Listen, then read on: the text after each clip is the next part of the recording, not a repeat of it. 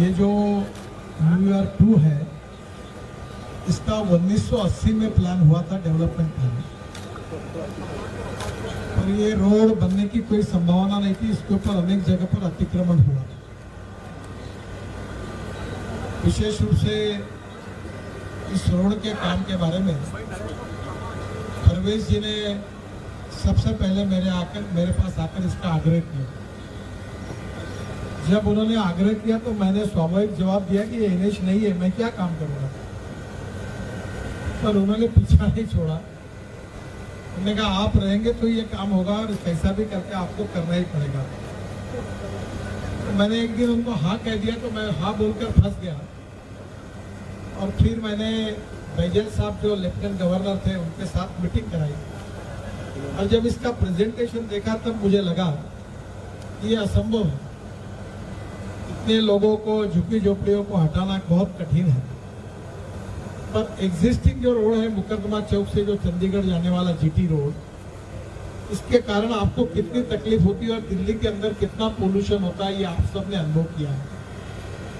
Delhi suppose to be पहले highest थी world में, और ये पोल्यूशन से हमारी जिंदगी कम हो रही है।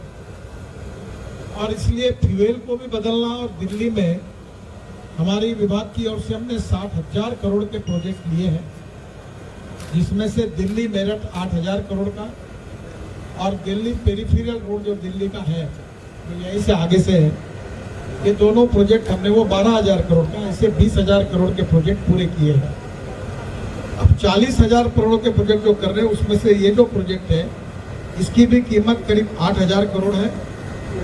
और हम लोग इसी साल ये कोशिश करेंगे, मैंने टारगेट दिया है कि दिसंबर समाप्त होने के पहले इसी साल में इसका उद्घाटन हम करेंगे। इस प्रोजेक्ट में दिल्ली में रोज टैक्सियों को छोड़कर 40,000 कमर्शियल वाहन प्रतिदिन दिल्ली में आते हैं। आपको पता है कि हमने आगे जैसे दिल्ली मेरठ हाईवे बना है, वैसे दिल्ली कटरा, दिल्ली अमृतसर कटरा, ये भी हाईवे बना रहे हैं। जिससे दिल्ली से अमृतसर 4 घंटे में होगा, कटरा 6 घंटे में होगा, और श्रीनगर 8 घंटे में होगा। दिल्ली से देहरादून जो है वो हम 2 घंटे में कर रहे हैं, अक्षरधाम से नया। अभी आज हम यहाँ आए, अगले सप्ताह में उस रोड का भी इंस्पेक्शन करने वाले हैं। तो दिल्ली से देहरादून और हरिद्वार 2 घंटे में हो जाएगा, ये नए रोड के कारण। और दिल्ली से जयपुर अभी हो गया है, अब 2.5 घंटा लग रहा है, पर अभी एक नया रोड जयपुर का काम शुरू है, 2 घंटे में हो जाएगा। और मेरी एक कल्पना थी कि दिल्ली जयपुर इलेक्ट्रिक हाईवे बनाना। आज मैं सहयोग के कारण, और DDA ने इसके लिए 3,500 करोड़ दिए, बाकी पैसा NHAI ने लगाया है। हमने इसको NHAI में कन्वर्ट किया है, और ये पूरा रोड द्वारका एक्सप्रेस हाईवे से जुड़ेगा। और द्वारका एक्सप्रेस हाईवे से शिव मूर्ति के पास से टनल बना रहे हैं, जो वसंत विहार जाएगी, और एक टनल T3 पे जाएगी, और रास्ता सीधा मुंबई दिल्ली एक्सप्रेस है और दिल्ली जयपुर हाईवे पे जाएगा। मैं थोड़ा सा दिल्ली का जानकार कम हूँ, जागरूकता में आप लोगों को इसकी ज़्यादा जानकारी है। ये जो प्रोजेक्ट है, इसमें आज देखने के बाद मैं विशेष रूप से मेरे NHAI के मेंबर मनोज कुमार जी हैं, उनके नेतृत्व में जो काम हुआ, उनको सबको बहुत बहुत धन्यवाद देता हूं, बधाई देता हूं। जो कॉन्ट्रैक्टर ने काम किया है पैकेज 1, इसमें से 2200 करोड़ का काम था, 55% पूरा हुआ है। कराला कजवाला रोड पैकेज 2, ये 2000 करोड़ का काम है, 40% पूरा हुआ है।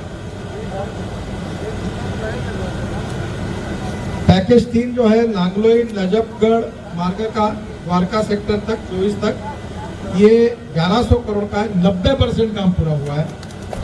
और बवाना औद्योगिक क्षेत्र से सोनीपत बाईपास तक 29.6 किलोमीटर, ये 1800 करोड़ का काम है, ये 68% काम पूरा हुआ है। और दिचाऊ कला से बहादुरपुर बाईपास तक पैकेज हमारा 5 है, इसका 801 करोड़ का काम है, 67% पूरा हुआ। ये जो रिंग रोड के मुख्य बिंदु है, इसमें ऑलरेडी बताया गया है इसमें एक बड़ा ब्रिज है, 26 छोटे ब्रिज है, 23 बॉक्स कलवर्ट है, 9 पाइप कलवर्ट है, 27 फ्लाईओवर है, 11 अंडरपास है, 11 वीओपी है, 2 वीओपी, 12 एलयू, 31 बस स्टेशन बनाए हैं इसमें, बस बेस, 17 पैदल यात्रियों के लिए सबवे बनाए गए हैं और UER-2 बनने से मुकरबा चौक से सिंधु बॉर्डर दिल्ली के पश्चिमी क्षेत्र IGI एयरपोर्ट तक तथा गुड़गांव वाले ट्रैफिक के लिए वैकल्पिक मार्ग प्रदान करेगा। चंडीगढ़, पंजाब, जम्मू कश्मीर आप सबको इससे राहत मिलेगी और द्वारका एक्सप्रेस में ये मिलने वाला है।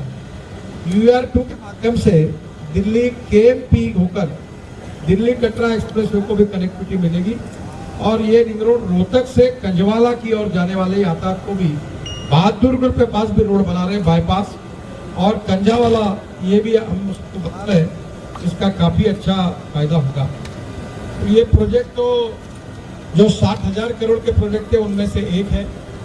अभी 2 प्रोजेक्ट हमने पूरे किए, ये 3 है और तीसरा प्रोजेक्ट आज देख रहे हैं और 4 प्रोजेक्ट है।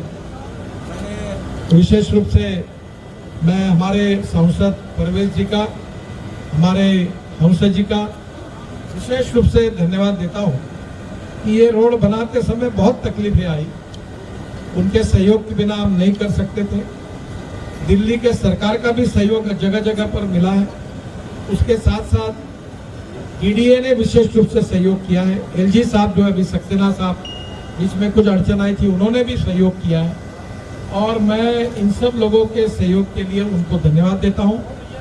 आदरणीय विदुड़ी जी और हमारे गुप्ता जी यहाँ उपस्थित है, दिल्ली सरकार में दोनों विधायक हैं, तो दिल्ली सरकार से भी सहयोग मिला है और सबसे ज्यादा यहाँ की जनता का भी सहयोग मिला है। एक नई दिल्ली यहाँ बसने जा रही है और मुझे खुशी है कि दिल्ली के प्रदूषण को कम करके एक नई स्मार्ट अच्छी सिटी हो। मैं बहुत बार कहता हूं कि दिल्ली के लोगों को घर बनाना याद है पर पार्किंग नहीं करते और स्वाभाविक रूप से सब रोड का उपयोग करते हैं।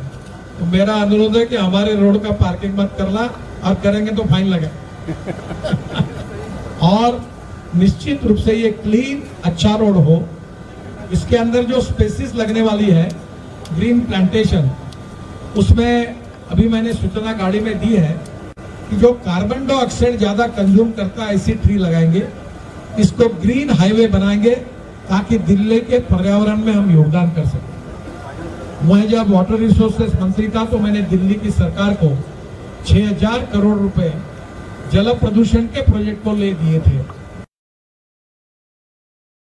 और अब दिल्ली को जल प्रदूषण, वायु प्रदूषण और ध्वनि प्रदूषण, हॉर्न नहीं बजाना, तो धीरे धीरे उसके साथ ये तीनों प्रदूषण से मुक्ति देना और अब पेट्रोल डीजल के बजाय LNG, CNG, biodiesel, hydrogen, green hydrogen, electric, ethanol, जिसका मैं मंत्री हूं। मेरी तो इच्छा है कि 5 साल के अंदर इस देश से मैं डीजल और पेट्रोल को हद्दपार कर दूं। वो आपके सहयोग के बिना नहीं हो सकता। तो पत्रकार मुझे बड़ा प्रश्न पूछते थे, इलेक्ट्रिक गाड़ी आएगी फिर रास्ते में बंद हो गई तो चार्ज कैसे करना, अब कोई नहीं पूछता। अब टाटा और महिंद्रा के गाड़ी के लिए वेटिंग लिस्ट है। तो मेरा आपसे अनुरोध है कि अब इसके बाद गाड़ी लेना है तो पेट्रोल डीजल की मत लो, इलेक्ट्रिक की गाड़ी लो, फ्लेक्स इंजन की गाड़ी लो।